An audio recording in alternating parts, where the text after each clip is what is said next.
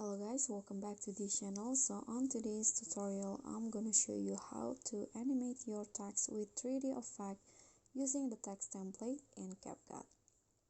So in here I've already opened a project on my CapCut, and you can just go to text, and here go directly to the text template, and you'll find 3D category.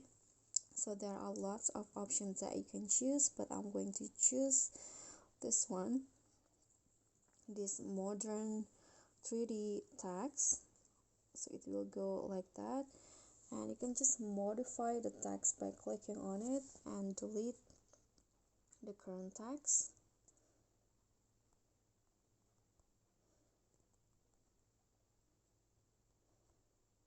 Okay, when you're done you can just adjust on the line of the text, and here is the result.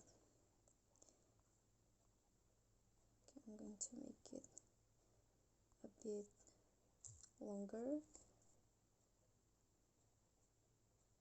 Okay, so that's how you can create 3D text in CapCut. Thank you so much for watching. Please don't forget to like, comment, subscribe, and also click on the thanks button. I'll see you all on the next videos. Bye.